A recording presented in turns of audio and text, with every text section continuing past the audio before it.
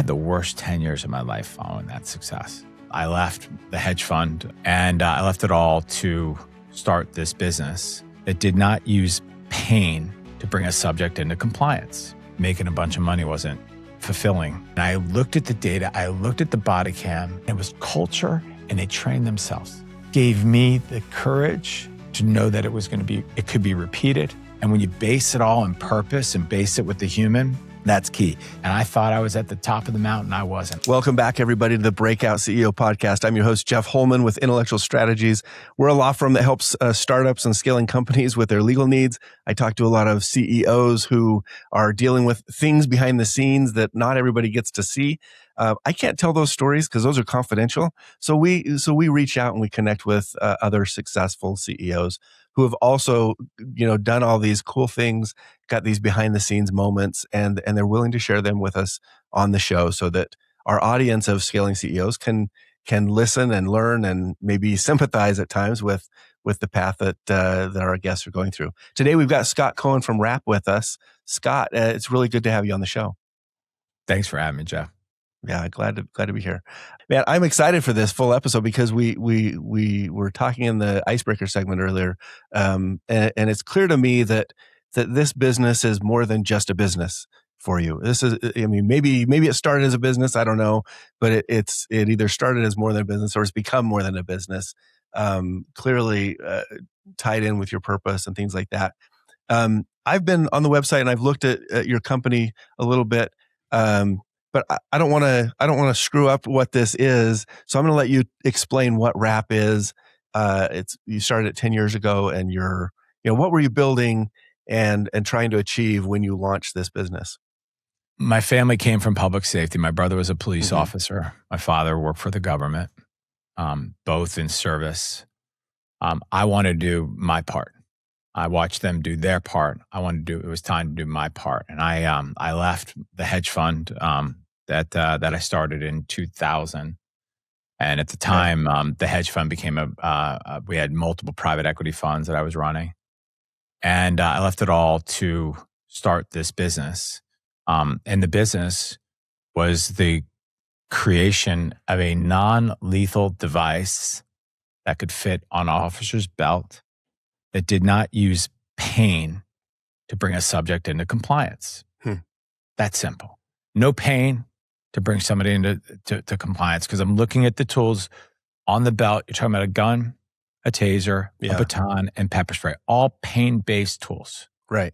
So if we could do something that did not have to use pain to get you to comply, that's something I was very interested in. So I tapped an inventor who I invested with in the past when I was running the fund, Woody Norris, and he came up with, after multiple ideas, I was really very bullish on sound waves to bring someone into custody.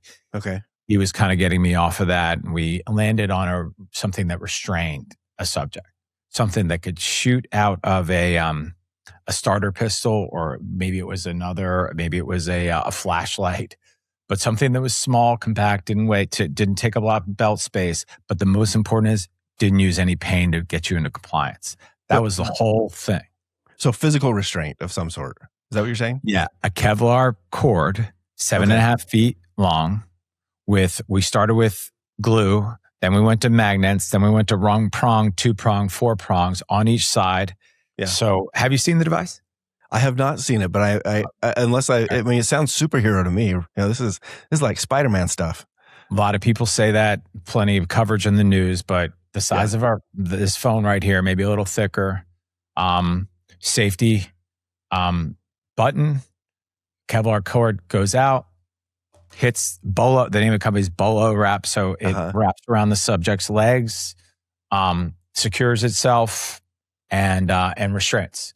Oh, wow. In the beginning, you could imagine 800 moving parts, pretty clumsy. We didn't have a laser on it.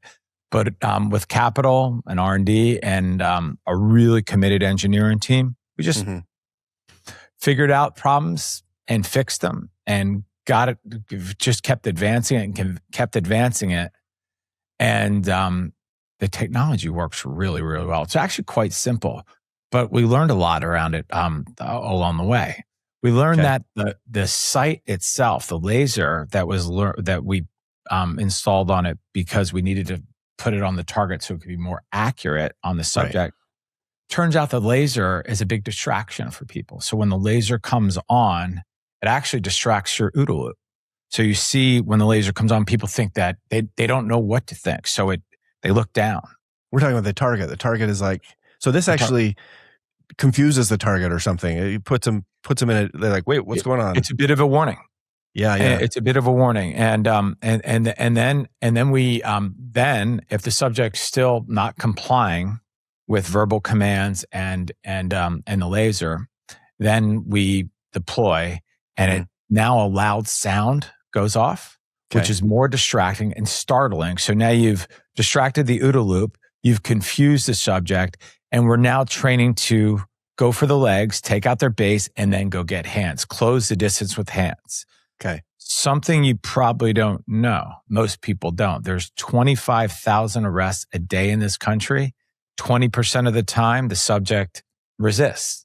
Yeah. 97% of the time, they're unarmed, they're not violent, and they're passively resisting. Okay. Those are the numbers. So it's 4,500 times a day, passive resistance. The problem is, how do you close the distance? You can't de-escalate somebody that doesn't want to be de-escalated. You can't do it. So you've got to do what? Well, 20 years ago, show of force, gun, taser, baton, strikes. Right.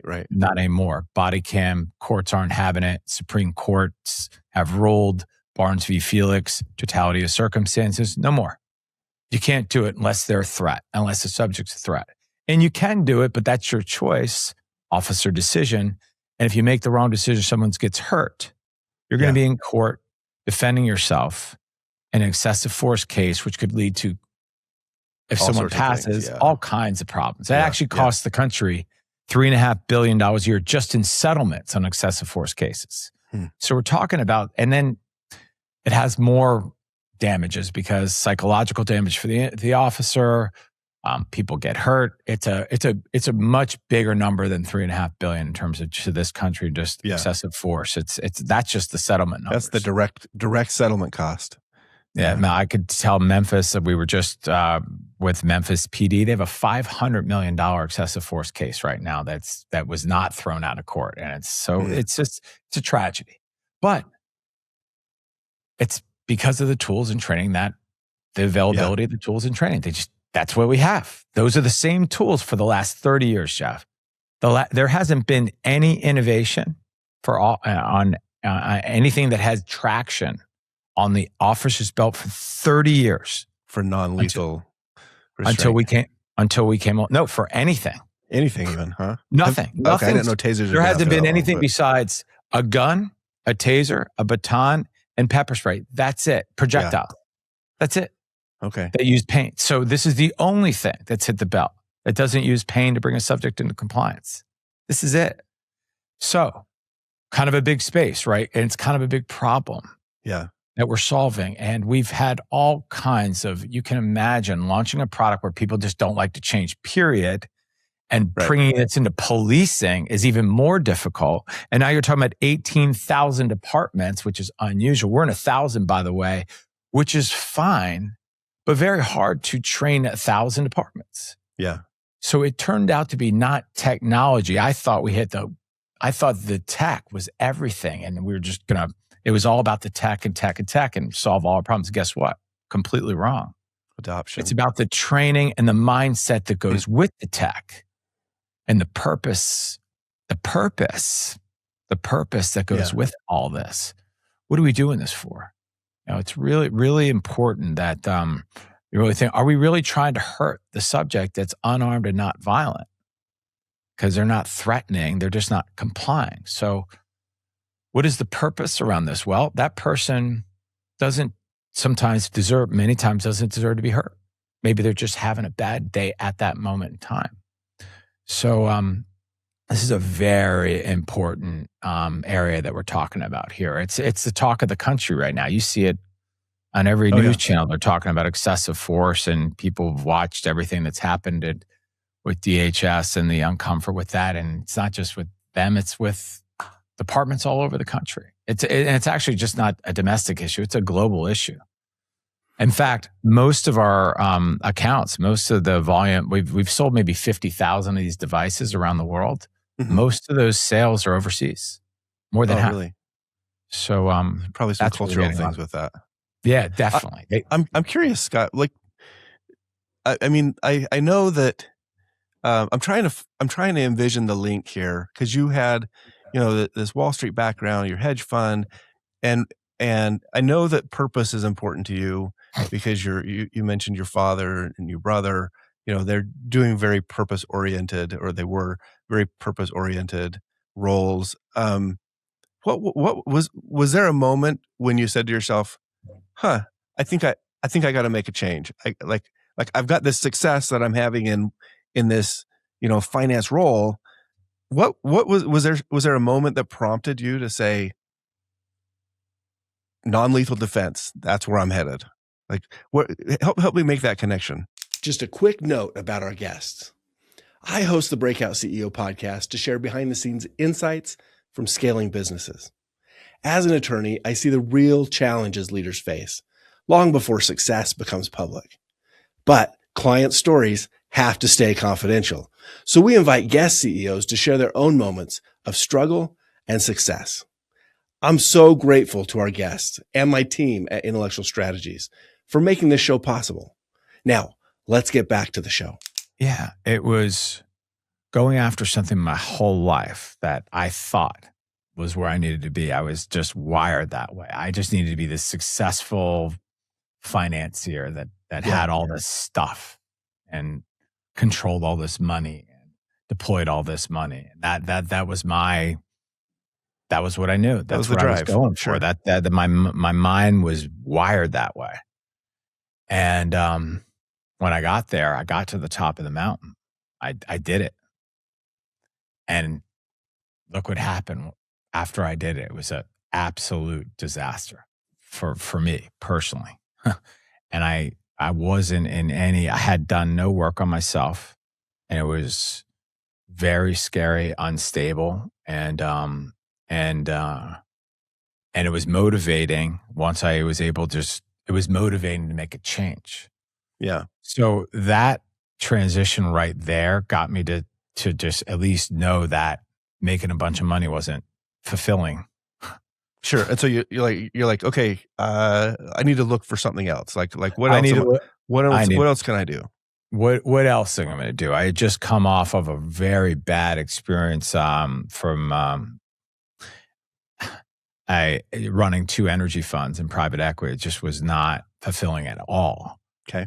So another one of those. So enough of that. And I had started to step up my charity work with my dad. Him and I were looking for veteran foundations to support. So we supported a number of veteran foundations, and then I started my own NFVR. We were giving out grants to veterans that were coming back from the war that needed technical scholarships, so we could that we could get them jobs. And we were actually getting them jobs in the oil field. It was very fulfilling. I loved doing it, and it was sparking me giving back. It was sparking. It was hitting here for you, I imagine. It was hitting here, reminding me of what my dad was kind of ingraining in my head. And it just, seeing my brother and his friends and what they talk about, how they think, and that higher purpose was just ready to go somewhere. And I learned early when I was running the fund that if I could marry up my charity work with my business operations, like it scales really nicely. So I can write checks, but my checks only go so far. My friends' checks and my checks go a lot further. So I was able to raise quite a bit of money for initiatives and get behind people that were doing higher purpose work. And I loved it. And it was super powerful because when I combined it with my business, I was able to do things in a pretty big way and give lots of money away and bring great people together for really important causes. So when RAP started, I went right back to that playbook and started my foundation and repurposed the Veteran Foundation for helping police officers. with training and tools and resources. I actually started I launched a coaching practice that my wife was a coach, and we wanted to give coaching to cops because there was lots of suicide by cops going on, and it was making me sick to my stomach, and I wanted to do something for them. So I put a whole coaching program together, and then COVID happened. We were never able to launch the program.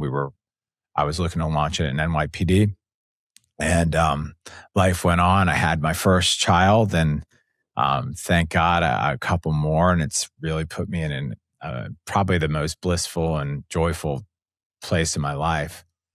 And now that was 8-9 years ago.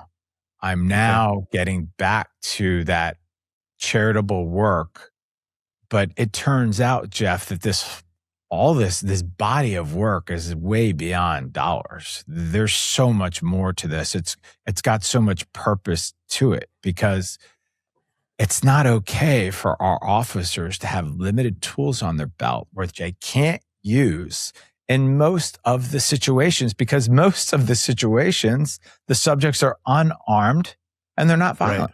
Right. They turn into violent situations if you're not well trained. And to be well trained, and unfortunately, policing is I hate to say it, but it's a lot of check the box training. Sure. De-escalation training. Have you ever looked at de-escalation training? It's just check this box, check 6 boxes, you're de-escalation trained and certified, go get them.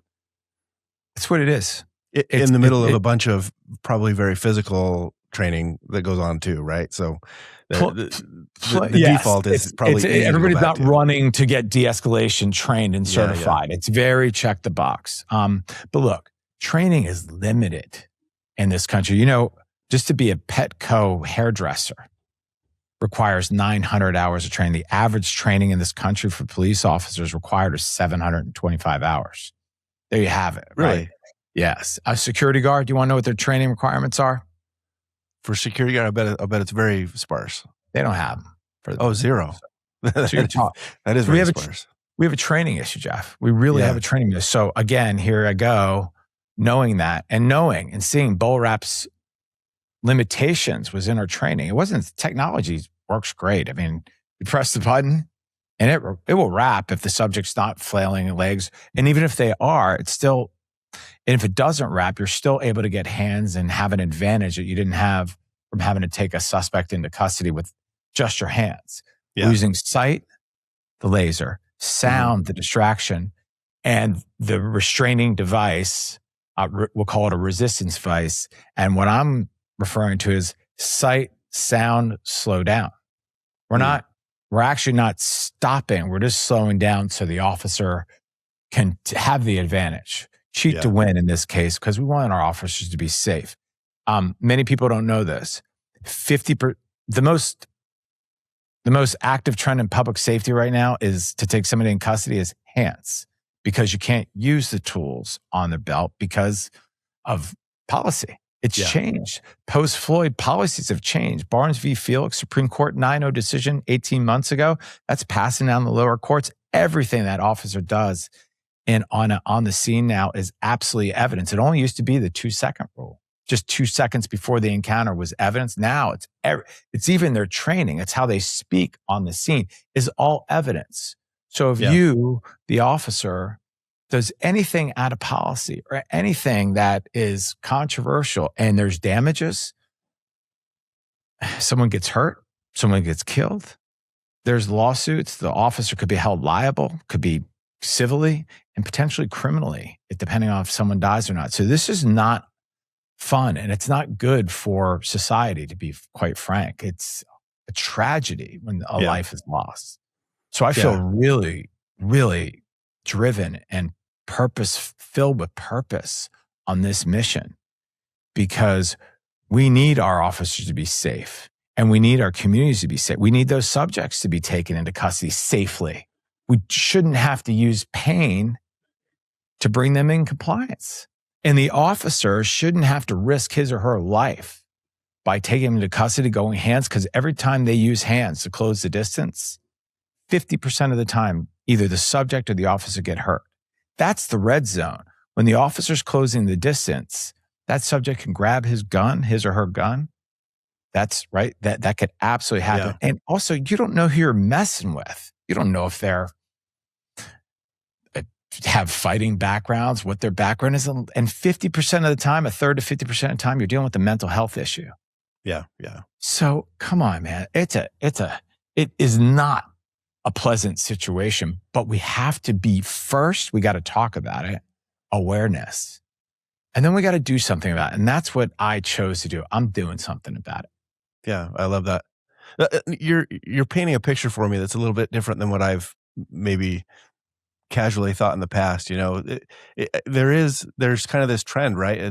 It's either if there's police action, then somebody's safety is at risk, and maybe the newer trend, or at least it feels like a trend, is, well, maybe we just shouldn't have police action, and thieves just get away with whatever they want to a large extent, it feels like. And maybe if you're on the thieving side, that sounds like a good thing, but for the rest of us, that's like, wait a second, non-policing doesn't seem like a great answer either. So we gotta figure out, I think, what you're doing, right? And that is, how do we have engagements where safety of the people involved, the police, the perpetrator, whatever, the accused, whatever you want to call them, how do we have these interactions that don't necessitate safety risks to one or both people? So Jeff, here it is. I haven't viewed it that way before. Look, listen to this. This is interesting, right? It's an interesting topic. So what happened post-Floyd? Defund the police. Let's defund the police. Bad narrative, but that caught on and became a big thing. And I think everybody realizes we're not trying to defund the police. Maybe de-escalate and then it went, well, no, we need to retrain. Let's bring in training, de-escalate. This is where de-escalation training just really started to get it. Actually, they came up with the De-Escalation Act, and it was funded with $250 million for people to be able to be certified in de-escalation, check the box. To be honest, in my opinion, yes, it's good that we're talking about it. So I'm honoring the step, but without policy, tools, leadership, right? And without policies and tools, and training that sticks. Because there was a study that was done by 4 scientists that looked at the 6 biggest police academies in the country, and they went through their training and they assessed the rookies that went through the training. How much do you think that was retained in the first 6 weeks? It's a multi-million-dollar study, by the way. 10%. Good guess, 15%. Okay. So it's a disaster. Here we are spending billions of dollars training. Right? It costs $150 to $210. I think the number's up to $210,000 a year to train a rookie. That's a lot of money, and they retain 15%. Horrible. We have to do better than that. Training's too long. It's done in 8-hour blocks. It's done with a 150-page deck. Stop it. Doesn't work. We took that training and put it into a learning management system. We didn't do 8 hours. We did 1 to 3 minute burst training sessions, so it's repeatable, it's accessible, and you can practice it. We're delivering it on their phones. We married it up with our device. So now we have a better shot at reaching people. I know why the device didn't really catch in the beginning. We weren't training it right. And it's really hard to train 18,000 apartments in this country. The average apartment size in this country, what do you think the average officers per department is in this country? Like in a city, like if I looked at my city where I live, I don't know, there's probably 20 people maybe. I have no idea. Yeah, average is 10. So it's fairly small. Okay. And so it's hard to train, when somebody's, off the map, Georgia, and you got to train them. And by the way, people could be walking zombies when you're training them. So I know that the learning management system's working, and it's going to work, and we need to spread it around. And we're putting really good content with groups like Force Science. Another one you'll be interested in is Storm Training. They have an arrest and control class. It's a hands class. It's that uses it's a whole curriculum that uses Brazilian Jiu-Jitsu as it's based in Brazilian Jiu-Jitsu. How to use your body to control another individual. This practice is taken off in the Midwest. They've got St. Paul. They're training the city of Minneapolis, the whole Midwest. Their businesses. Chad's done a great job. Trav and Tom leading that and driving this growth. But we went to them. I was so impressed by it. Let's digitize it. Let's get in the LMS. We put 100 different methods together in the LMS, and now we can serve their training where you don't have to roll around the mats with them. So you have to go to Minnesota to get trained. No, we can do it right there on your phone. Wow. Repeatedly. I think we're going to see where the breakthrough comes, but it might be from that. And they will tell you who train, they're experts at using their bodies to get you a subject under control. But they believe the bowler wrap gives them an advantage that they never had. If they can get a subject confused and startled, and they can take their fighting base from them, all three of those elements at once, you're a better outcome than me having to come up to you and get you under control, because I don't know what drugs you're on, how strong you are. It's that closing the distance is super. That's the danger zone. Yeah. Lots of the bad things happen in that zone. Wow. It's complicated. It's really complicated, but we've got to deal with this, because it's when things go wrong, it's super costly, and you're talking about lives on the line, careers on the line. Total human element here as to what you're doing, which is both very unpredictable, but also feeds into having that kind of that objective, that deeper purpose. If we get into the business of it, when you first launched this with your inventor and you're building a team, what types of things did you see that were working well, and what types of things did you see that were maybe stuttering that you're trying to get going? It's a great question, and I have I know the answer. So it's the awareness on there was a video that I made out of my office, or it might even be my house. I think I paid a guy $200 to put the prototype, and a little storyline together. We're talking about 12 years ago or so. That video, which I need to find that video. The thing went viral. There were hundreds of millions of downloads on that video around the world. The thing went around the world viral. So just a training video? What was no, this? It was just a video of the device that started off with, showed that cops like in the 40s and 50s were using fire hoses to disperse crowds, and kind of these really early police methods, and then the gun, and then the taser, and the baton, and pepper spray, and all the evolution of policing. And then it showed the bowler wrap there, and it was just a prototype. Didn't even work. I mean, that was just the first just had a drawing of it, really, but it went viral. So the people understood it right from right from the beginning. It connected with people. This video went viral, and then I started a website called nonlethalnews.com, and I just started reposting articles that were going out there that were all around the world, just online, reposting it and just putting it out there. And tens of thousands of people a day. This site still exists, apparently. I haven't looked at it in a long time. I still own it. But the amount of traffic I was getting was ridiculous. I wasn't spending any money on it. I just put it out there. I was just reposting, and the traction it got. So I saw the interest. That worked well. Yeah. So that now, so I knew there was something there. I knew there was interest. I knew there was a real interest and real drive for something different, for change. Mm-hmm. So I took it on, and I wrote my first $1 million check with the inventor, and then it was another couple $1 million, and then I went to some friends, and then it was $10 million, and then we've actually taken in almost $200 million on this thing. Wow, $200 million from 10 years ago. I think that's very close to the number. I've lost track, but it's pretty damn close. We're a public company. We're publicly traded on the NASDAQ, so it's all the information's out there. Yeah. So you're out there with this video. The public responds. You invest in the development, and you take it out to the market, and you're like, everybody's going to buy this because, of course, we've already proven that the public wants it. And you go out there, and is that what happened? Yeah, that's everyone exactly what happened. And everyone just and everybody wanted to meet us. I mean.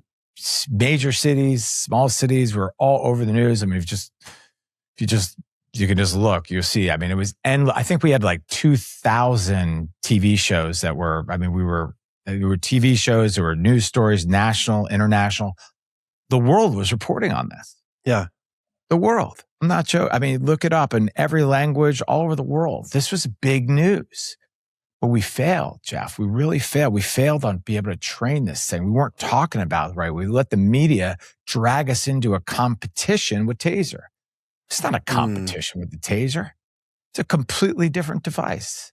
That is on the use of force continuum. It's right up there with a gun. It just is. Yeah. It works really well, but when you incapacitate somebody, it's a lot of pain that you're putting through somebody, and a lot of bad things can happen. This is not that.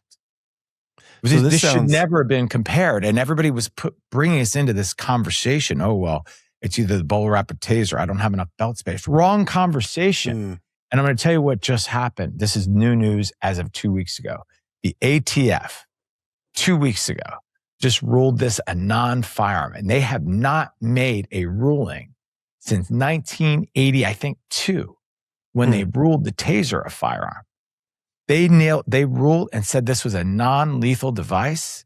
It was intentioned to be non-lethal. It doesn't use pain to bring, and the director of the ATF posted on X, we got a phone call.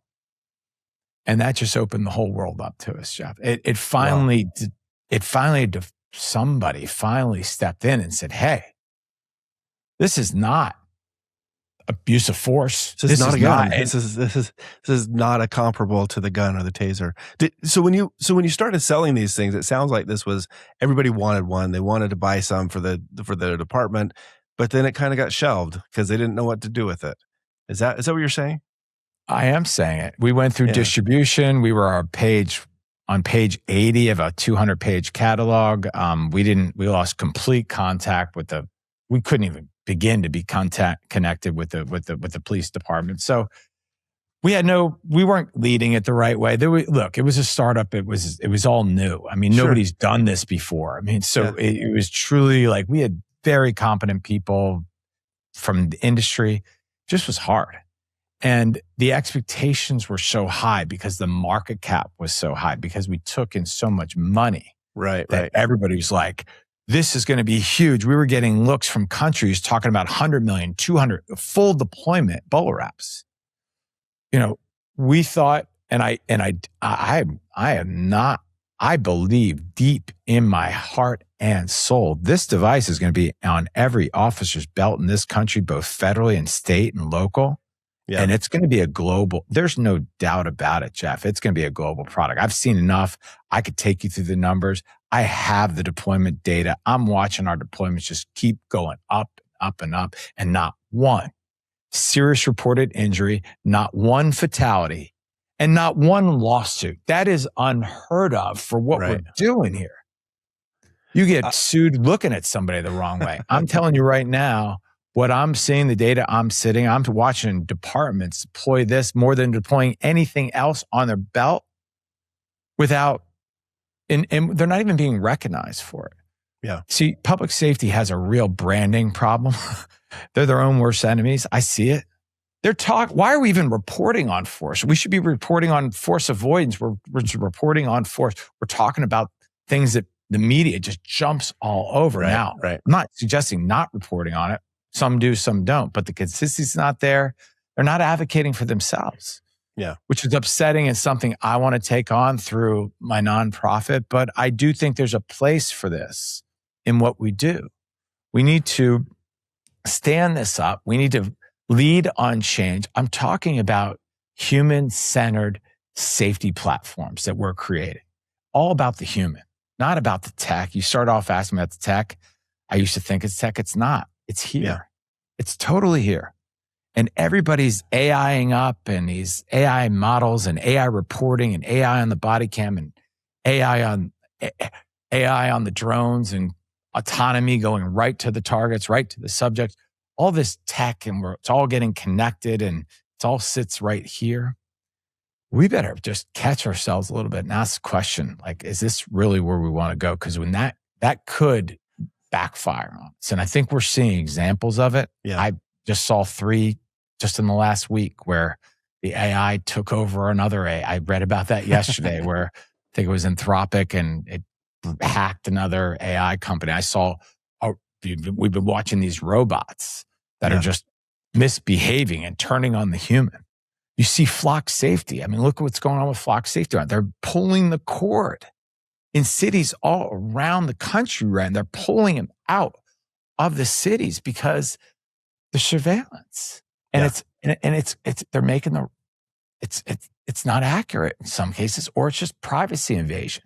People are really starting to wake up to this, Jeff. And they're scared, man. They're really scared. It's scary. It's really scary. This is real, what's going on right now. I'm telling you, I feel called, very called, to shed light on this, spread awareness, and pound on this message, because I'm not going to do it. Who is? I don't see anybody else doing this. You've never heard a talk track like this. No, I love the passion behind it. I love that you're tackling the human side of the problem. The tech is cool, but the human side is cooler. I want to, if I can, I want to know a little bit, because, and congratulations on the ATF, letter or the ruling. That's big deal. I'm curious in part if you guys prompted that, but before we talk about that, I want to kind of step back. How did you navigate? Because you've got this, you've painted this picture where you've got this cool tech, you've launched, you've got all this publicity, but there's this training gap, and so adoption didn't happen like you wanted. Meanwhile, you're the founder, you're the chairman of the board, you're funding it, you're either funding it directly or gathering funding. Those are tough years to navigate, right? How did you navigate? What were the conversations on the team like for you, your board members, your investors, your CEOs? Like how did you navigate that? Because there's all this promise, but you can only talk about the promise so much, right? Before somebody in the meeting says, "Wait a second, we're not there yet." I do not know your background, but the fact you're asking that question, I'm very interested in, and we could get to that later, because that's some awareness right there. Yeah, I financed my way out of it, to be honest. I led with at least 10 million since just forgetting about the initial investments and all that. I'm just talking about in the last 3 years since I took on the job. It's a number, something close to that. So I just financed my way out of that. I dealt with so many different lawsuits. We let go. I mean, we had to have gotten rid of a couple hundred people. All of it was just on me, and I'm starting a family, I'm starting a family. I'm being, I didn't do this for the money. And, so I was, but I felt I was actually pushed out of the company too. It's public. I'm a co-founder. He actually filed an activist suit on me and wanted me gone. There's a little history to that. And I quietly left, but I did maintain my board seat to watch. And I watched 3 CEOs, 4 CEOs, and I just couldn't take it anymore. And I just had to step up. I had to step into it. And I feel like you want to talk about the breakthrough moment. I mean, here it is. Yeah. So this thing was not going to survive without me. The company was unfundable. When I took it on, come to find out that our CFO, probably shouldn't be saying this, but let's just say that our auditors walked on me. And things weren't as clean as you'd expect them to be. They walked. Maybe. Yeah. They said, "Hey, we can't do this anymore." I was like, "Your books, you have no books." That's delisting territory right there. So, you talk about it came on me fast. Yeah. Then there was some other things that I'm not going to go into detail on, but you can imagine, Yep. And also we're publicly traded. I have quarterly calls. I had never done this before.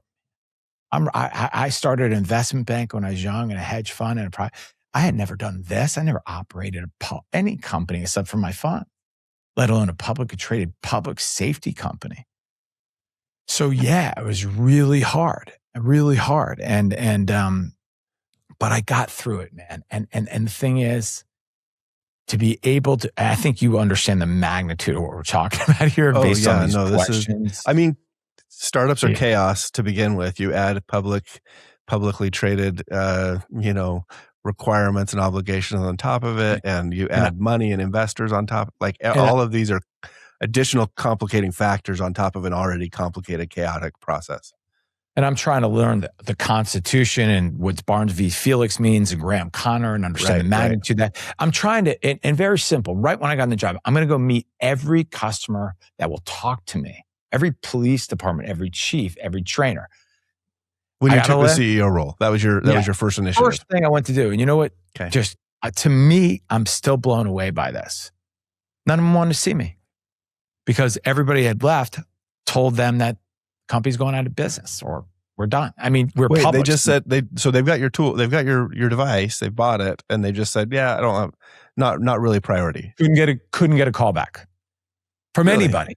Now, I don't know. I still don't know to this day if that was intentional or was that just people didn't want to talk to me. I don't know. Sure. But I have a feeling it was a little bit of both. I think some of it was planted. Not sure. Yeah. Doesn't matter. But there's a chief that I admire in New York. He's a stand-up guy. He was actually the person I approached when I was launching the coaching program with my wife into NYPD. I was trying to launch it anyway and give them training as a philanthropic gift. And he said to me, Scott, you got to find out if their device works or not. And I go, how? And he's like, you got to get the data. I go, well, but nobody's talking to me. He's like, you just got to do it. So I started doing planes, trains, and automobiles and going to see these sheriffs and chiefs and head trainers and talk about their experience with the device or? Yes.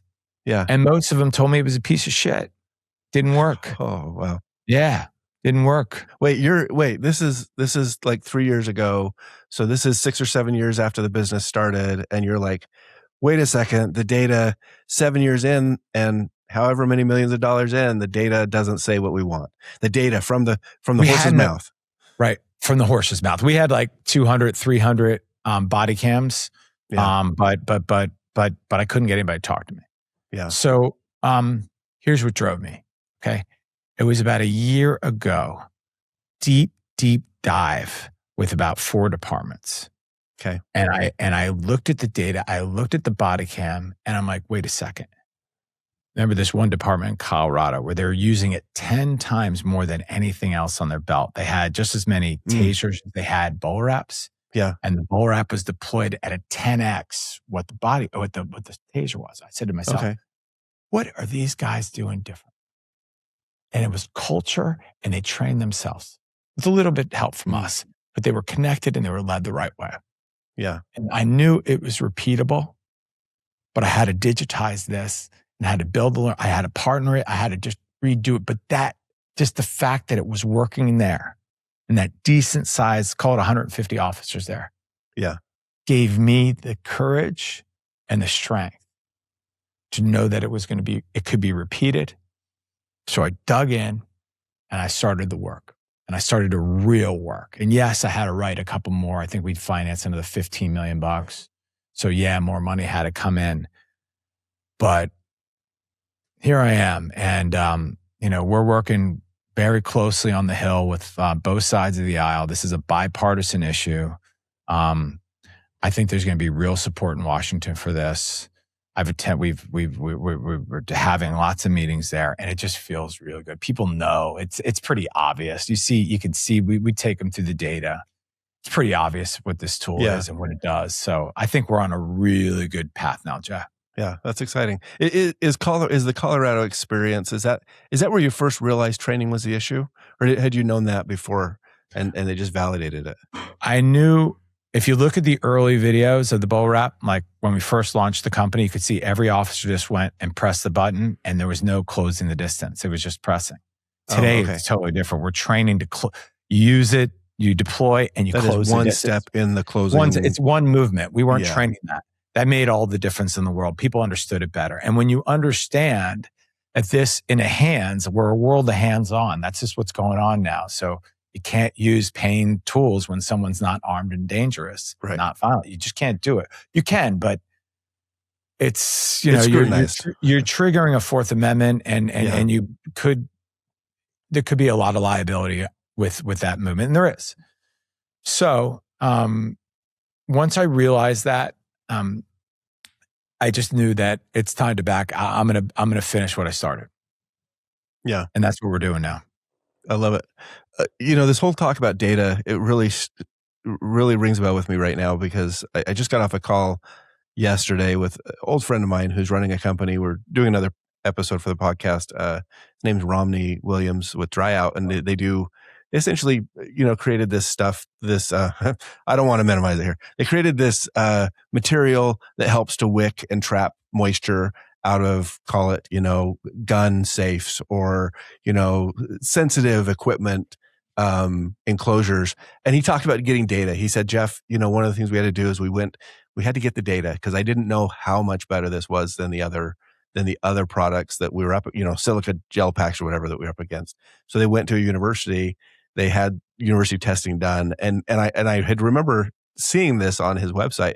The data that they posted after this study was done, it was 3,400 times. I hope I'm getting that right. 3,400 times better than a silica gel pack. And I'm just like, that's startling that the difference is so huge. And so when you said we got to get the data, I'm like, I started cheering. I'm like, yes. I mean, I know this in the past and all that, but I'm like, yes, that's the path that I just talked about with Romney that they were on that made it such a huge difference for them because now they can go out to their customers and they say, it's not just this is what we've done, this cool tech, but like there's data behind it. It works when you do it the right way or whatever that data is that you gather. So that's, I don't know. I think there are a lot of people, a lot of CEOs and businesses who don't necessarily ever extract that as its own step in the kind of the evolution of the business. And they just say, we just started selling more. And you're like, no, there's probably something that happened where either you deliberately got the data or maybe your target customers got the data despite not getting it from you. Maybe they got the data. Well, a lot of our trainers would say, Scott, nobody asked for the data. Like, do you think any of the other vendors are asking for deployment data? Nobody does it. And I go, it's imperative. I will not stop until I get it. And I think that's what drove me. But I just want to say this too, Jeff. I really appreciate you having us on because the word's got to spread. The awareness needs to happen. People are very much in the dark on this subject, and I feel like they're lost. I was lost. And, it's kind of hard when we're on the Hill talking to the policymakers. I'm telling you, none of them know there's any alternative to what's on the belt right now. So we come in, they're just almost, no pun intended, in shock. Yeah. So it's such a easy, straightforward conversation with the data and the results. So just to give you a look into the future, what we're doing. Yeah. We put the same device, the BullWrap system, so the cartridge is on a drone. So drone is a first responder. I was wondering about that. Drone comes right on the target, on the subject, can start lights. So with the light dazzler for confusion, can deliver independent sound. And if the subject's still moving, put 1 up to 9 wraps on the subject per drone. All right, that's rolling out now. We've also just launched a shoulder mount where we're using enhanced light and sound, and we have up to 6 shots on the shoulder mount. So that's for crowd control, that's for schools, that's for hospitals. We've also, that same system actually takes down drones. So we're really investing heavily in our netting systems. So we're shooting not only our same cords at drones, but we're also, you're going to be seeing much more elaborate netting systems to really secure perimeters and protect buildings through these nets that you'll be seeing. And the thing that I'm most proud about, not the most, but I'm excited about, is we invested in a threat detection system where we're using a layer beyond thermal. We actually added a polarization layer to it so we can see heat signatures and materials to detect targets, so we can differentiate between birds and drones. Yeah. This is something we invested in through Israel. We got exclusive rights for the U.S. and NATO countries. We think this is a critical piece of threat detection that, quite frankly, is beyond anything that our government or anybody else's government's seen. It's been tried. The U.S. Army's been written. There's been lots of research on this. No one's operationalized it. this group did. We're bringing it into the States, and hopefully this will be a pivotal and most critical piece of threat detection going forward. So you can't respond to what you can't see.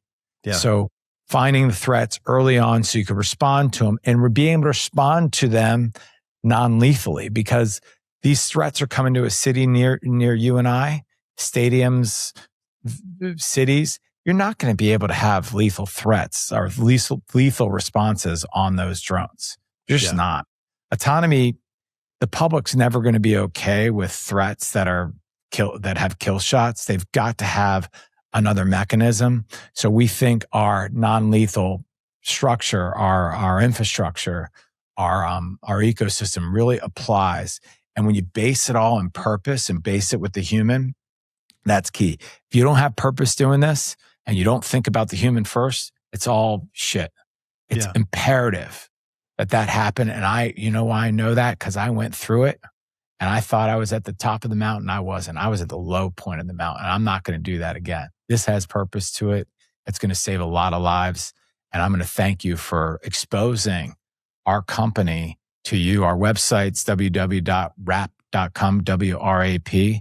Yeah. We're publicly traded. So everything that I've discussed with this audience, with your audience, is public. You can see, you can follow us. There's tens of thousands of articles have been written about this. And now we got to get it out there. We got to execute our plan. And we're on that right now. I love this. I normally ask CEOs something like, where do you see this business in 3 to 5 years? I don't think that's the appropriate question. I think you're looking way beyond that, aren't you, Scott? I am.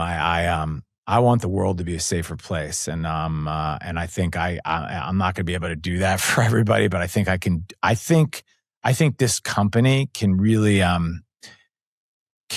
help officers close the distance without using pain. And I feel like that alone, that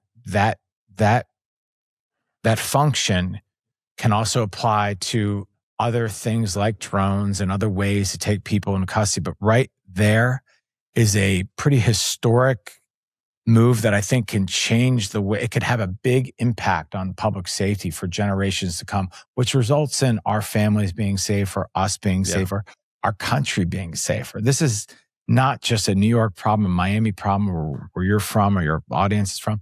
This is a global issue. This is happening in Japan. It's happening in South America. This is happening all over the world. It's the same problem. I feel really called to do this. I am in service for those that service us. And I think about them. I think about my dad. I think about my brother and what they did. And this is how I'm giving back. I love it, Scott. I think we'll end it there. That's a great way to conclude this from the heart. So, Scott, I really appreciate you coming on. Again, your website was wrap.com, WARP.com, right? Really cool technology, but even cooler human story behind the technology, I think. So thanks for coming on the show. It's been a real pleasure. So glad we connected, and glad to hear the company's on the right track. Appreciate you, Jeff. And for our audience who joined us on this episode of the Breakout CEO, thanks again for coming. Hope you got some insights, and we'll see you next time. Be sure to follow or subscribe on your favorite podcast platform. And if you enjoy the show, a rating or a review goes a long way. Our mission is to promote the stories of breakout CEOs in scaling SaaS, e-commerce, and tech companies to equip peer CEOs with valuable perspectives and confidence. Thanks again for joining us on this episode of The Breakout CEO. I'm Jeff Holman, and I'll see you next time.